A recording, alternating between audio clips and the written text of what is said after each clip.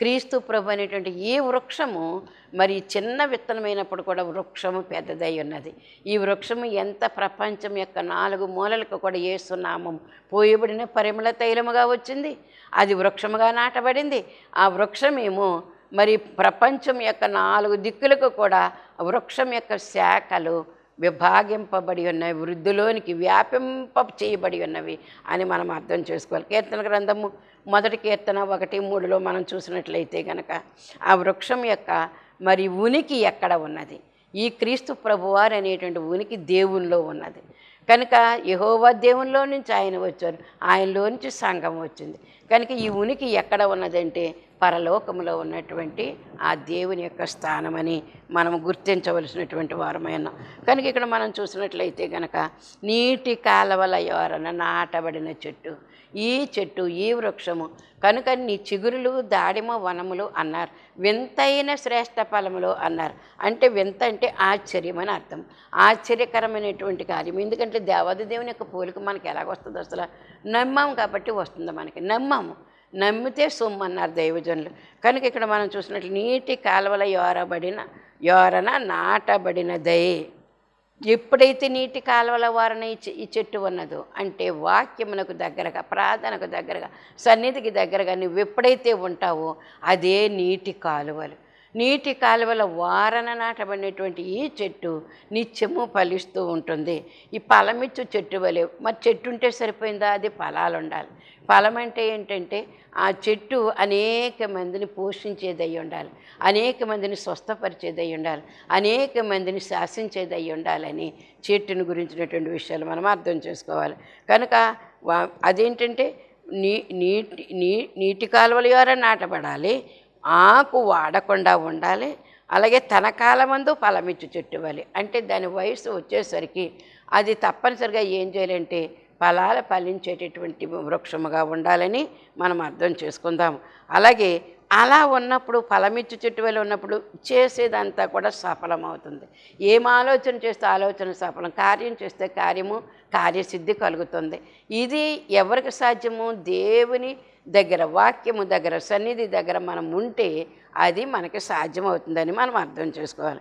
అలాగే ఇప్పుడు మనం చూసినట్లయితే పెండ్లి కుమార్తెను దేవుడు ఏం చేస్తాడంటే వృక్షమునకు పోలుస్తూ ఉన్నారు, సంఘాన్ని వనానికి పోలుస్తూ ఉన్నారు, పెండ్లి కుమార్తెను ఒక వృక్షానికి పోలుస్తూ ఉన్నారు. ఈ వృక్షము వాక్యము అనేటి నీటి కాలువల యోరన నాటబడినదే. నిత్యము వాక్యము, నిత్యము ప్రార్థన, నిత్యము పాటలు. కనుక మనకి ఇంకా లోటు అనేటటువంటిది లేదు. ఈ కాలువలు, ఈ నదులు ఇవన్నీ కూడా నీటితో నింపబడినవి, వాక్యం అనేటువంటి శక్తితో నింపబడినటువంటి విషయాలు. కనుక ఈ వృక్షము వాక్యం అనే నీటి వారన నాటబడి ఉన్నది. ఈ లోకపు దుస్థితికి దూరముగా ఉన్నది. ఈ లోకంలో చూసినట్టయితే అంత దుస్థితి, చెడు పరిస్థితులు ఉన్నాయి, గందరగోళం పుట్టించే పరిస్థితులుగా ఉన్నాయి, కలవరం పుట్టించే పరిస్థితులుగా ఉన్నాయి. కానీ వీటన్నిటిని కూడా అధిగమించి మరి 24 గంటలు కూడా ఇంకా లోకంలో కొట్టుకుపోకుండా కనీసం 2-3 గంటలు దేవుని సన్నిధిలో పడి ఉండడానికి, ఎప్పుడు వీలైతే అప్పుడు 2-3 గంటలు ఒకేసారి ఒకే చోట ఉండవలసిన పని ఏం లేదు. 1 గంట దేవుని సన్నిధిలో మరలా పనులు చేసుకుని 1 గంట సన్నిధి అలాగ చేసుకున్నా పర్వాలేదు. ఏదో రకంగా రోజుకి 3 గంటలైనా సరే దేవునికి సమయము ఇచ్చినప్పుడు దశంభాగం కూడా మనం ఇచ్చినట్లుగా మరి ఉంటుందని దేవుని యొక్క బిడ్డల మాటలు మనం వినవలసినటువంటి వారమైన. కనుక మనం ఎక్కడ ఉండాలంటే నీటి కాలువల యోరన, ఎక్కడైతే వాక్యం ఉందో వాక్యం దగ్గరికి వెళ్ళాలి. మనం వాక్యం దగ్గరికి వెళ్ళాలి, వాక్యం యొక్క లోతుల్లోనికి వెళ్ళాలి, వాక్యం యొక్క సారమును మనం తీసుకోవాల్సినటువంటి వారం. నీటి కాలువల వారన ఉంటే కనుక ఎక్కడికి వెళ్ళవలసిన పనే లేదు. వాక్యము నీరు కలిగినటువంటి ఆ కాలువ చెట్టు దగ్గరే ఉంది, ఈ చెట్టు కాలువ దగ్గరే ఉంది. కనుక ఏమాత్రం కొంత డిస్టెన్స్ ఎక్కువ ఏమీ లేదు. కనుక దీని యొక్క వేరులు ఆ కాలువలోనికి వ్యాపించి ఉన్నాయి. ఆ కాలువలో ఉన్నటువంటి నీటిని నిత్యము నిరంతరం పీల్చుకుంటూ ఉన్నట్లుగానే అందుకే కొలసీ పత్రిక 2వ అధ్యాయంలో దేవుడు పౌలు గారి ద్వారా రాయించారు. ఏమనంటే వృక్షము వలె నాటబడి వేరు పారిన వారై ఉండండి అని. వృక్షము వలె నాటబడి వేరు పారిన వారే. వృక్షము వేరు పారాలి, అది ఎప్పటికీ కూడా వేరు ఎక్కడెక్కడికో కొన్ని మైళ్ళ దూరం వరకు కూడా ఉంటుంది. పెద్ద పెద్ద వృక్షాలకు వేర్లు మరి పెద్ద పెద్ద దూలాలాగా ఉంటాయి భూమిలో. వేర్లు చాలా తల్లివేరు పిల్లవేరు అలాంటి వేర్లు మరి బలంగా నాటబడి ఉంటాయన్నమాట. ఎంత వేర్లు బలంగా భూమిలోకి నాటుకుని పోతాయో అంత బలంగాను వృక్షం ఉంటుందని మనం అర్థం చేసుకోవాలి. కనుక వాక్యం యొక్క లోతుల్లోనికి కూడా మనం వెళ్ళవలసిన వారం. నీటి కాలువల యోరన నాటబడి ఉంటే అంటే నువ్వు వాక్యం దగ్గరే ఉంటే కనుక, నువ్వు సన్నిధిలోనే ఉంటే కనుక, దేవుని సమీపంలోనే నువ్వు ఉంటే కనుక నీటి కాలువల యోరన నువ్వు ఉన్నావు కాబట్టి తగిన ఫలమందు నువ్వేం చేస్తావు అంటే ఫలమిస్తావు, ఫలమిచ్చే చెట్లాగా ఉంటావు. ఇది అర్థం చేసుకోవాల్సినటువంటి వారమైనాం. కనుక ఇది అందుకే మన పెళ్లి కుమార్తెను వృక్షానికి పోల్చారు. వాక్యం అనేటటువంటి నీటి యోరన నాటబడి ఉన్నది. అందుకే లోకంలోనికి వెళ్ళదు. అందుకే లోకం యొక్క పరిస్థితులు చెప్పేటటువంటి నేను మరి మనం అటువంటి వాళ్ళు ఎవరైనా పురుషులు కానీ స్త్రీలు కానీ ఎవరైనా మనకు తెలిసిన వారు స్నేహితులైనటువంటి వారు ఎవరైనా వచ్చి అమ్మ ఇలాంటి సంగతి అలాంటి సంగతి అని లోకం గురించి వాళ్ళ గురించి వీళ్ళ గురించి ఏదైనా చెప్తున్నారనుకోండి, మనకి ఎంత వేదన కలుగుతుందో. ఎప్పుడు వెళ్ళిపోతుందా ఈ బిడ్డ, ఎప్పుడు నాకు దేవుని సన్నిధిలోకి నేను వెళ్ళిపోతానా, దేవుడి మాటల దగ్గరికి వెళ్ళిపోతానా అని మనకి ఎంత చికాకో పుట్టిస్తుంది అనమాట. అది మరి లోకంలోనే ఉన్నామనుకో, ఆ లోకం మనిషి ఎప్పుడు వస్తుందా, వాళ్ళు కూడా వీళ్ళు కూడా ఎప్పుడు చెప్తుందా అని గాలి పోగేసుకోవడానికి కూర్చునేటువంటి రోజులు అయిపోయాయి. ఎప్పుడో తెలిసి తెలియని రోజుల్లో ఆ విధంగా కాలాన్ని వృధా చేసేసుకున్నాం. కానీ దేవుళ్ళలోనికి వచ్చిన తర్వాత ఎలాగ ఉన్నామంటే ఇంకా అలాంటి సోది కబుర్లు ఎవరైనా చెప్పడానికి, గాలి కబుర్లు ఎవరైనా చెప్పడానికి వస్తే కనుక వినము సరికదా వాళ్ళకి చెప్పేస్తాం కూడా. అమ్మ ఇంకా సంగతులన్నీ మనకు వద్దు, ప్రార్థన చేసుకుందారా అంటే వాళ్ళే ఒకరోజు వస్తారు, 2 రోజులు వస్తారు, ఇంకా నీ దగ్గరికి రారు. ఎందుకో తెలుసా, నువ్వు దేవుడి మాట చెప్తావని, దేవుని సన్నిధిలో ఉండటానికి మరి ప్రార్థన చేసుకుందారా అంటావని ఇంకా వాళ్ళు నీ దగ్గరికి రారు. ఒకవేళ వాళ్ళు కూడా మరి నీటి కాలంలో ఎవరైనా నేను నివసించాలని అనుకుంటే కనుక వాళ్ళు ఆ సమయానికి వచ్చి అమ్మ ప్రార్థన చేసుకుందాం అన్నావు కదా, రండి నేను కూడా వస్తాను, నీకు వేస్తాను, ప్రార్థన చేసుకుందాం అని ఇద్దరికి ముగ్గురికి నలుగురు అలాగ అదొక ప్రార్థనా గుంపు కింద తయారవుతుంది. ఎప్పుడైతే ఇలాగ ప్రార్థనా గుంపుగా తయారైందో ఒక పవర్ కలిగినటువంటి శక్తి కలిగినటువంటి బిడ్డలుగా మీరు ఉంటారు. ప్రతి వాక్యం కూడా నెరవేర్పుగలుగుతుంది. అది మనం ఏంటంటే దూరంగా లోకంలో ఉంటూనే లోకానికి దూరంగా ఉండాలి, ప్రార్థనకు దగ్గరగా ఉండాలి, దేవుని సహవాసం చేయటానికి మన మనసు ఉవ్విళ్ళూరుతూ ఉండాలని మనం అర్థం చేసుకోవాల్సినటువంటి వారమైన. కనుక ఇదేంటి, ఈ వేర్లు ఎక్కడికి వెళ్ళాలంటే చెట్టు వలె మరి అది ఎలాగుండాలంటే వేరు పారిన వారే. వేరు పారతం అంటే బలమైనటువంటి పరిస్థితులైన అర్థం, స్థిరమైన పరిస్థితులను. అదిగే ఇంతకు 2 స్తంభాల గురించి చెప్పుకున్నాం కదా మనము, యాకీను బోయజు అంటే యాకీను అంటే బలపరుస్తాడు, స్థిరపరుస్తాడని, మరి బోయజు అంటే బలపరుస్తాడని. కనుక బలము అనేటటువంటిది స్థిరము అనేటువంటిది స్టాండర్డ్ అనమాట. ఇంకా ఎన్ని గాలివాన్ల తుఫాన్లు వచ్చినప్పుడు కూడా ఆ చెట్టు పడిపోదు, ఆ భవనం కూడా పడిపోదు. అలాంటి విశ్వాసమైనటువంటి ఆ జీవితాన్ని దేవుడు కోరుకుంటూ ఉన్నాడు. అది మనము కలిగి ఉండవలసినటువంటి లోతుగల వాక్యములోనికి మనం వెళ్ళవలసినటువంటి వారమైన, లోతుల్లోనికి వెళ్ళి దేవుని యొక్క వాక్య మర్మములు తెలుసుకోవలసినటువంటి వారమైన. ఆ చెట్టు అలాగే ఎక్కడ నీరుందో అక్కడ వరకు కూడా అది వ్యాపిస్తూనే ఉంటుంది. నీరు ఎక్కడుందో అక్కడ వరకు వ్యాపించి ఆ నీటిలోని సారాన్ని తీసుకుని చెట్టుకు మరి పువ్వులు ఫలాలు ఇచ్చేటటువంటి బలమైనటువంటి వృక్షముగా మ్రానుగా అది మారుతుంది. ఆ మ్రాను ఎంతో విలువైనటువంటి మరి సరుకులు చేయించబడడానికి అవకాశం కలుగుతుంది. అందుకే వాక్యమైన ధ్యానమనే వేరు మనకు కావాలి. దీన్ని రూట్ అంటారు ఇంగ్లీష్లో. రూట్ అంటే వేరు, రూట్ అంటే దారి. ఈ రూటు అంటారు. కనుక అది దారి వేసుకుంటూ వెళ్ళిపోతుంది భూమిలోనికి. నీరు కోసం, నీరు ఎక్కడుంటే అక్కడ అది రూట్ వెళ్ళిపోతూ ఉంటుంది. మన రూట్ కూడా ఎక్కడికి వెళ్ళాలంటే దైవ సన్నిధి అనేటటువంటి ఆ మార్గంలోనికి, ఆ వేరులోనికి, ఆ దారిలోనికి మనం వెళ్ళవలసినటువంటి వారమైన. అందుకే మనం బలమైనటువంటి ఆహారం తీసుకోవడానికి ఈ రూట్లు అలా వెళుతూ ఉంటాయి అన్నమాట దేవుని యొక్క వాక్యం దగ్గరికి. కనుక ఇదేంటంటే ధ్యానం అనేటటువంటి దానికి మనము క్రోడీకరించాలి. దీన్ని వాక్యం చదువుకుంటాం, పాటలు పాడుకుంటాం, ఎంతైనా ప్రసంగాలు చేస్తాం, ప్రసంగాలు కూడా వింటాం. అయితే అది కాదు మనకు కావాల్సింది. ఇదంతా కూడా ధ్యానములో పెట్టుకోవలసినటువంటి వారమైనా. ధ్యానమే అసలైనటువంటి మరి వేరుకు కావాల్సిన బలాన్ని ఇచ్చేటటువంటిదని అర్థం చేసుకోవాల్సినటువంటి వారమైన. కనుక ఈ యొక్క బలమైన ఆహారం తీసుకుని, ఈ వేరులే ఆహారం తీసుకుని, భూమిలో ఆహారము, నీటిలో తేమ, ఇవన్నీ కూడా తీసుకుని చెట్టుకి అందిస్తూ ఉంటుంది. అది చెట్టు నిగనిగలాడుతూ అది ఇంకా ఇంకా బలమైనటువంటి వృక్షముగా బయలుదేరుతూ ఉంటుంది. అందుకే కీర్తన 1:2లో కూడా మనం చూస్తే ఇట్టి ధ్యానము చేస్తూ ఉంటే గనక యెహోవా ధర్మశాస్త్రం ఆనందించుచు దివారాత్రము దానిని ధ్యానించువాడు ధన్యుడు. యెహోవా ధర్మశాస్త్రం అంటే బైబిల్, దేవుడు ఇచ్చినటువంటి ధర్మశాస్త్రం ఇది. ఈ ధర్మశాస్త్రంలో దేవుడు ఏం చెప్పాడు, ఏమి రాయించాడు, ఎలా జీవించాలని చెప్పాడు, ఎలా జీవిస్తే ప్రభుని చేరుకోగలుగుతాము అనేటటువంటి మాటలు ఉన్నాయి అని మనము తలంపు కలిగిన వారమే దాన్నే చూస్తూ ఉండేటటువంటి వారము. దివారాత్రము దానిని ధ్యానించేవాడు ధన్యుడు అనేట మాట.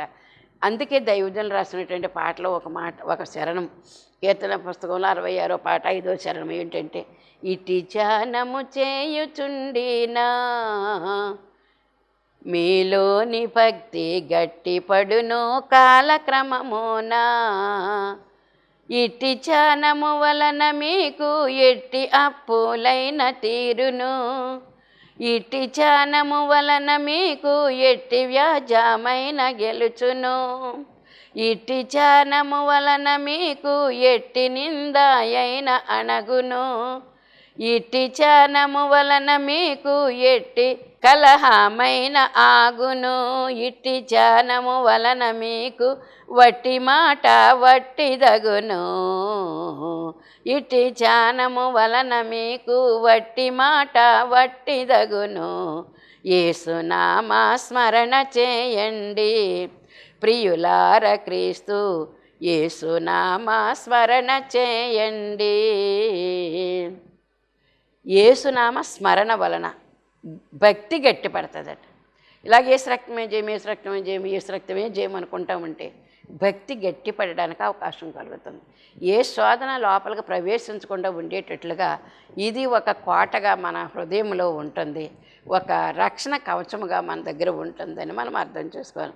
అందుకే కీర్తన గ్రంథం 1:5లో ఏముందో తెలుసా, కాబట్టి న్యాయ విమర్శలు దుష్టులను నీతిమంతుల సభలో పాపులను నిలువరు. నీతిమంతుల సభ అన్నారు, దుష్టుల సభ అన్నారు. లోకములో దేవుడు లేనటువంటి ఏ సభ పెట్టుకున్నప్పుడు కూడా అది దుష్టుల యొక్క సభ. నీతిమంతుల సభ అంటే నీతిమంతుడైన క్రీస్తు ప్రభులో నువ్వు బాప్తిసం తీసుకుని ఒక సంఘంగా ఏర్పాటైతే అది నీతిమంతుల సభ. ఎందుకో తెలుసా, ఆయన నీతిమంతుడై అన్నాడు. ఆ నీతిమంతుడైనటువంటి వాని యొక్క రక్తంలో కడగబడి నువ్వు నేను మనందరము ఆయన పిల్లలమైన అదే అసలైనటువంటి సభ. అందుకే నీతిమంతుల సభ అనువైనటువంటిది. అంటే మనకి అనువు అంటే చెప్పుకోదగినటువంటి విధానము కలిగినటువంటి సభగా ఉన్నదనమాట. అనువైనది అంటే వీలైనటువంటిది అని మనం అర్థం చేసుకుని ఈ వృక్షము ధ్యానము వలన వాక్యాహారం తీసుకుని వచ్చినప్పటికీ మరి పైనున్న పరిశుద్ధాత్మను కూడా పొందవలసి ఉన్నది. బైబిల్ చదువుతాము, ధ్యానం చేసుకుంటాము, దేవుడు ఎన్నో మేలు చేస్తాడు, మనకి ఎన్నో తెలియజేస్తూ ఉంటాడు మనకి. దీనికి ఏం ఉండాలంటే మరి తుమ్మకర్రను చెక్కి చెక్కి చెక్కి చిత్రీ పట్టి దానికి బంగారపు తొడిగించారు, బంగారు రేకును తొడిగించారు. అది మరి పరిశుద్ధ స్థలంలో ఉన్నటువంటి మందసమును గురించి చెప్పబడినటువంటి మాట నిర్గమకాండంలో. కనుక తుమ్మకర్రే కానీ దానికి ఏం చేశారంటే ఇంకేమాత్రం కూడా చిగురు రావడానికి వీళ్ళు చిత్రీ పట్టి మరి దాన్ని సదును చేసి రంపంతో మరి ఇంకే వస్తువులతో దాన్ని ఏం చేస్తారంటే నునుపు చేసేసి ఇంకది కనబడకుండా మరి బంగారపు రేకును తాపడం చేస్తూ ఉంటారు. అది బంగారు పెట్టిలాగే కనిపిస్తుంది కానీ తుమ్మ పెట్టిలాగా కనిపించదు అది. అలాగే మనం ఎంత వాక్యాహారం తీసుకుని సన్నిధి చేసుకుని మర్మాలు బయలుపరిచినప్పటికీ కూడా ఈ పరిశుద్ధాత్మ శక్తి ఈ విషయాలు కాపాడకపోతే అది లోకంలో కలిసిపోతూ ఉంటుంది. అందుకే బంగారపు రేకులాగా మందసం అనేటటువంటి తుమ్మ పెట్టెకు ఈ బంగారపు రేకు తాపడం చేయబడినట్లుగా ఈ విశ్వాస యొక్క హృదయానికి ఎంత వాక్య ధ్యానాలు ఉన్నప్పటికీ కూడా, ఎంత ప్రార్థన ఎంత ధ్యానం చేసినప్పటికీ కూడా ఈ పరిశుద్ధాత్మ శక్తిని మనం పొందకపోతే గనక మనం మామూలు మనుషులుగానే ఉంటాము. బంగారు రేకు పొదిగింపబడినటువంటి మందసము వలె పరిశుద్ధాత్మ శక్తి మనము పొందవలసినటువంటి వారమై ఉన్నామని మనము తెలుసుకోవలసినటువంటి వారమై ఉన్నాం. కనుక మరి ఇలా తీసుకుంటేనే తప్ప మనలో ఉండే మాలిన్యాలు వదిలివేయవు. అందుకే తుమ్మకర్రలాగా ఉండడానికి వీల్లేదనే కదా మందసమునికి బంగారు రేకు తాపడం చేయించారు. కనుక అదే సాదృశ్యం మన మనసుకు కూడా. అది మనము ప్రభువు యొక్క సన్నిధిలో ఏకాంతముగా గడపవలసినటువంటి పరిస్థితి అని అర్థం. అదే పరిశుద్ధాత్మ. ఈ పరిశుద్ధాత్మను పొందాలంటే ప్రార్థననే గాలి ద్వారా తీసుకొని మనలో ఉండేటటువంటి ఈ మాలిన్యాలన్నీ కూడా బయటికి పంపివేయవలసినటువంటి వారమై ఉన్నాం. అందుకే 58వ పాట దైవజనులు రాసినటువంటి పాటలో ఏకాంత స్థలము కోరుము దేవుని ప్రార్థింప ఏకాంత స్థలము చేరుము. ఏకాంత స్థలం అది కోరుకోవాలి. కోడిపెట్ట గుడ్డు పెట్టడానికి సమయం వచ్చేసినప్పుడు దానికి ఒక మరుగైన స్థలం ఒకటి ఉంటుంది, అది చూసుకుంటుంది, అక్కడికి వెళ్ళి ఆ గుడ్డు పెట్టేస్తూ ఉంటుంది. దాని గురించి తెలిసిన వాళ్ళు ఇంట్లో ఉన్న వాళ్ళు ఉంటే కనుక ఏం చేస్తారంటే ఆ కోడి ఒక రకమైన కోత కోస్తూ ఉంటుంది, గుడ్డు పెట్టడానికి సిద్ధంగా ఉన్నాను సుమా అని. అప్పుడు దాన్ని పట్టుకుని గంప కింద పెడతారు. కాసేపటికి తీస్తే అది ఏం చేస్తే గుడ్డు అక్కడ వదిలేసి వెళ్ళిపోతూ ఉంటుంది అన్నమాట. కనుక ఈ కోడి పెట్ట గుడ్డు పెట్టడానికి ఎన్ని ప్రయత్నాలు చేస్తుందో దాన్ని పట్టుకోకపోతే కనుక, దానికి స్థలం దొరకపోతే కనుక స్థలం కొరకు ఎంత వెతుకుతుందో తనలో ఉన్న గుడ్డుని బయటికి విడిచిపెట్టేయాలి. సమయం వచ్చేసింది. పండిపోయిన ఆకు ఎలాగైతే రాలిపోతుందో చెట్టును ఉండకుండా, అలాగే తనలో తయారైనటువంటి గుడ్డు కూడా బయటికి వచ్చేయాలి. కడుపులో ఉన్నటువంటి బిడ్డ కూడా ఎప్పుడో ఒకప్పుడు తన సమయం అయ్యేటప్పటికి ఆ బిడ్డ కూడా బయటికి వచ్చేయాలి. నెలలు నిండిన తర్వాత జంతువులకైనా పక్షులకైనా మనుషులకైనప్పుడు కూడా ఆ సమయం నిండేసరికి ఆ బిడ్డను ఎలాగైతే బయటికి విడిచిపెడతారో, అలాగే పరిశుద్ధాత్మ అనేటువంటి శక్తి మనం పొందాలంటే ప్రార్థననే గాలి మనకు అవసరమైనది. వాక్యపఠన అనేటువంటి గాలి మనకు అవసరం. ఇవన్నీ కూడా మన చుట్టూ ఎప్పుడైతే ఉన్నాయో అప్పుడు పరిశుద్ధాత్ముడు మనలోనికి వస్తారు, మరి కార్యాలు జరిగిస్తూ ఉంటాడు. అప్పుడే ప్రభావం కలుగుతూ ఉందని మనం అర్థం చేసుకోవాల్సినటువంటి వారమైన. అందుకోసమే మనం ఏకాంత స్థలం కోరుకోవాలి. ఏకాంతం అంటే తప్ప మనం నలుగురిలోనూ ఉన్నప్పుడు బైబిల్ చదువుకోలేము, దాని అర్థాన్ని గ్రహించలేము, నలుగురిలో పాటలు పాడుకోలేము. అంటే సంఘంగా ఉన్నప్పుడు ఎలాగైనా పాటలు పాడుకుంటాం, ఎలాగైనా వాక్యం చదువుకుంటాం. ఈ ధ్యానం చేసుకున్న ఏకాంత స్థలం అన్నారు, అది వ్యక్తిగత జీవితానికి సాదృశ్యం, వ్యక్తిగత భక్తి జీవితానికి సాదృశ్యం. కాబట్టి ఈ వ్యక్తిగత జీవితానికి మనము ఏం చేయాలంటే అలవాటు పడాలి. వ్యక్తిగత ప్రార్థన, వ్యక్తిగత సన్నిధి. కనుక ఈ వ్యక్తిగత సన్నిధి అందరము కలుసుకునేది సమాజము, సంఘముగా కూడుకునేటటువంటి, కానీ వ్యక్తిగత స్వీయ ప్రార్థన చేయకపోతే ఎలాగా అనేటువంటి మాట దైవజనులు రాస్తారనమాట. అందుకే ఏకాంత స్థలం మనము కోరినప్పుడు ఈ ఏకాంత స్థలంలో దేవుడు మనకి పరిశుద్ధాత్మ శక్తిని ఇస్తారనమాట. వాక్యాహారము తినని ఎడల బలమాత్మకు లాభించుటెట్లు. వాక్యాహారము తినాలి. బలము ఎలాగొస్తుంది ఆత్మకి? ఈ లోకము యొక్క తిండి అయితే టైం ప్రకారంగా ఏదో ఒకటి తీసేసుకుంటూ ఉంటాం, తీసుకోకపోతే నీరసం. అందుకని టైం ప్రకారంగా మనం ఈ లోకం యొక్క ఆహారాన్ని తీసుకుంటున్నాం కదా. ఈ తీసుకునేటటువంటి ఈ పరిస్థితుల్లో వాక్యాహారము కూడా మనం తీసుకుంటూ ఉండాలి. శరీరాహారం ఎలా తీసుకుంటున్నామో టైంకి, అలాగే ఓ టైం నిర్ణయం చేసుకుని ఆ టైం ప్రకారంగా మనం ప్రార్థన, పాట, వాక్య పఠన ఇవన్నీ కూడా మనం చేసుకుంటూ ఉండాలి. అందుకే ఈ వాక్యములు, ఈ చరణములు ఆ విధంగా రాయించారు. వాక్యాహారము తినని ఎడల బలమాత్మకు లాభించోటెట్లు, వాక్య గ్రంథములోని దేవుని పలుకు వినక నడుచోటెట్లు. దేవుని పలుకు వినవలసినటువంటి వాళ్ళమై ఉన్నాం. ఎప్పుడైతే ధ్యానంలోనికి వెళుతాం దేవుడు మనకు ఒక వాక్యమో, వాగ్దానమో, ఒక చరణమో, లేకపోతే ఆయన నోటి మాటో, జీవపు ఓటో మనకి ఇస్తారు. అదే బలము, మన ఆత్మకు బలము. కనుక ఏకాంత స్థలము అనేటువంటి పాట మనము అస్తస్తమానం పాడుకుంటే మన హృదయం శుద్ధి అవుతుందని దైవజనులు చెప్పారు. హృదయ శుద్ధి కీర్తన అన్నారు, హృదయ శుద్ధి కీర్తన అన్నారు. కనుక ఇంకా ఇందులో ఇంకో చరణం ఏంటంటే, దిన ప్రార్థనలు చేయని ఎడల దేవుని శ్వాస పొందోటెట్లు. దినదినము దేవుని దగ్గర ప్రార్థన చేయకపోతే ఆ శ్వాస, ప్రభులో ఉండే శ్వాస మనలోనికి ఎలాగొస్తుంది? కనుక వాక్యాహారము తినాలి, దినదిన ప్రార్థనలు కూడా చేసుకోవాలి. అందుకే శ్వాస పొందుటేట్లు, మనసులోని స్వీయ శ్వాస మలినము పోవుట ఎట్లు.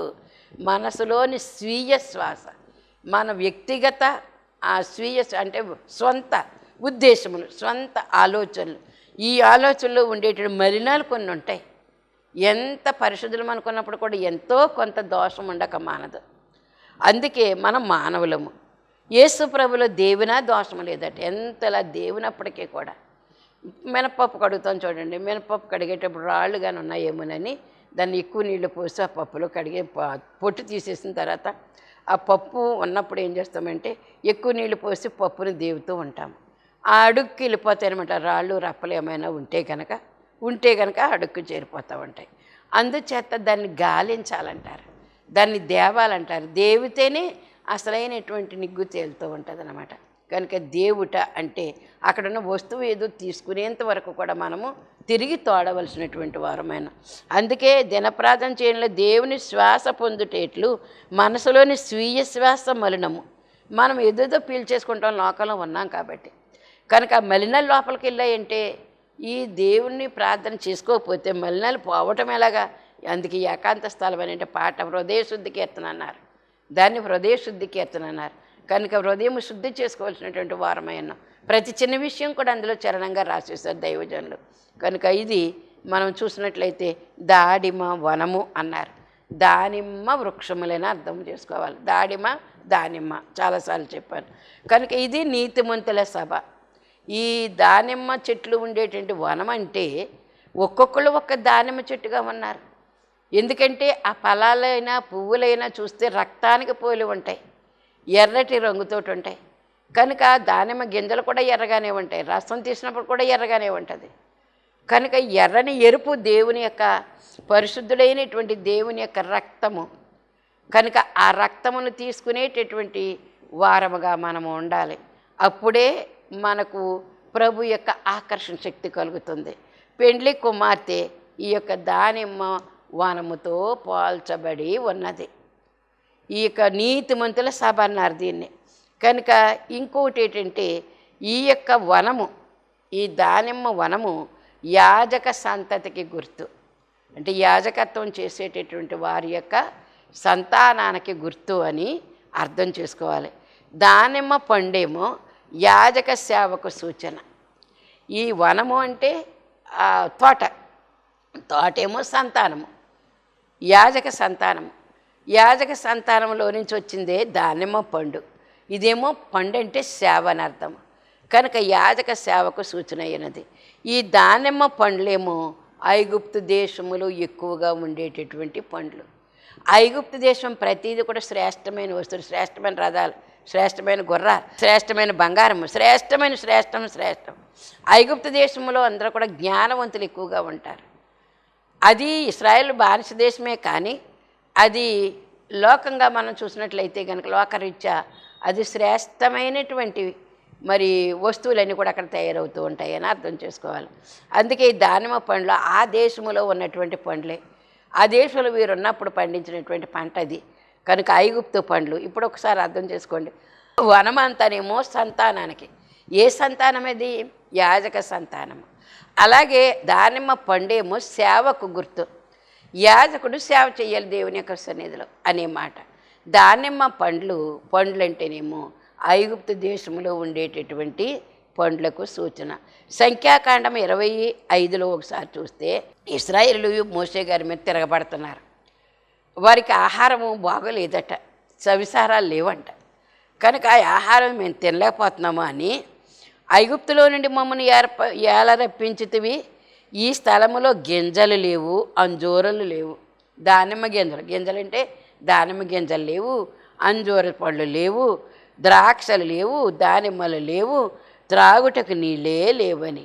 అంటే ఇవి ఐగుప్తు పండ్లని అర్థం. ఐగుప్తు దేశంలో ఈ పండ్లన్నీ ఉన్నాయని, అక్కడ ఉన్నప్పుడు ఇన్ని పండ్లు ఉన్నాయి, ఈ యొక్క అరణ్యంలో తీసుకెళ్తా మాకేముంది, ఏమి లేదు అనుకుంటానే ఉన్నారు. 40 సంవత్సరాలు కూడా ముక్కుకుంటూనే ఉన్నారు. కనుక ఇవి ఏంటంటే ఐగుప్తు ఫలాలు. ఐగుప్తులో ఉన్నప్పుడు ఈ ఫలాలన్నీ ఉన్నాయని చెప్తున్నారు కదా.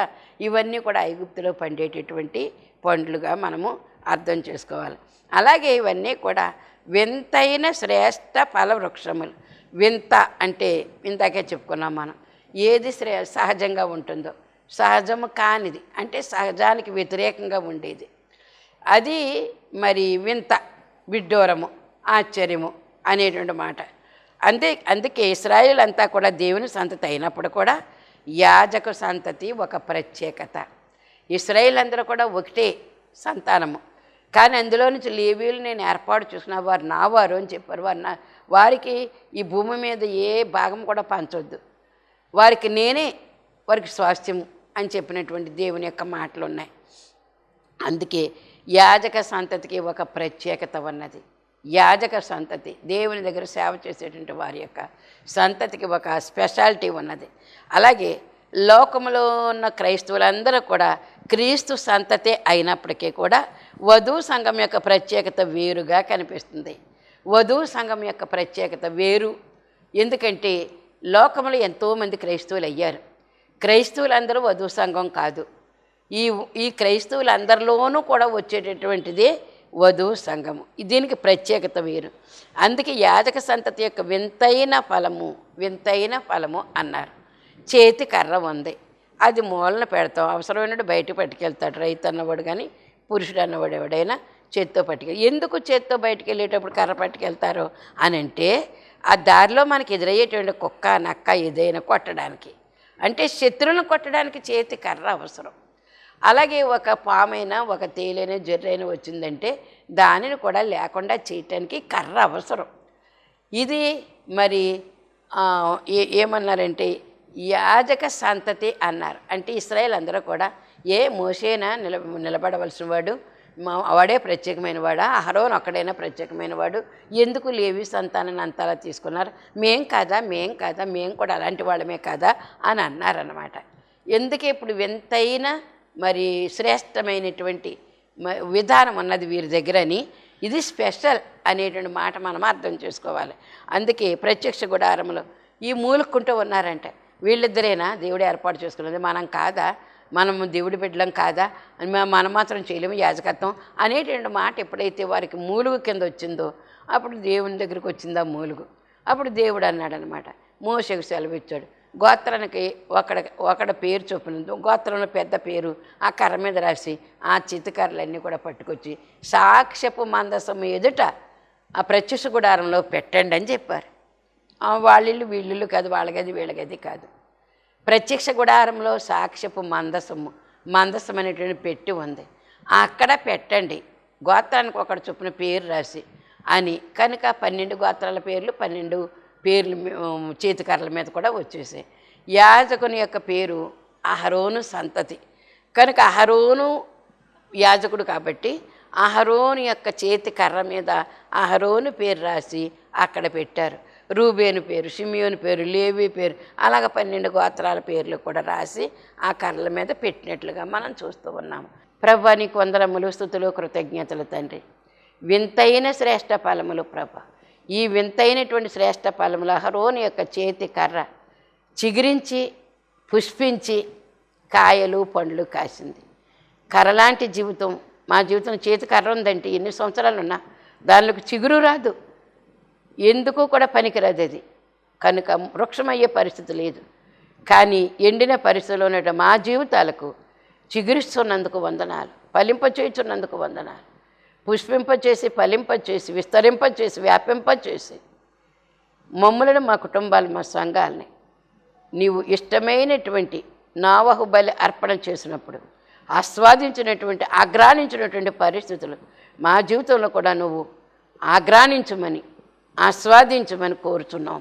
అనేక మంది బిడ్డలకు ఈ యొక్క వాక్యము వినుటకు, అంగీకరించుటకు, అనుసరించుటకు మనసు మార్చి మీ బిడ్డలుగా చేసి కర్పూర వృక్షముల వలె, జటామాంస వృక్షముల వలె వారి జీవితాలు నీకు సమర్పణ చేసుకునే కృప దయచేయమని యేసు అతి పరిశుద్ధ నామమున అడుగుచున్నాను పరమ తండ్రి. ఆమేన్. మరణాత.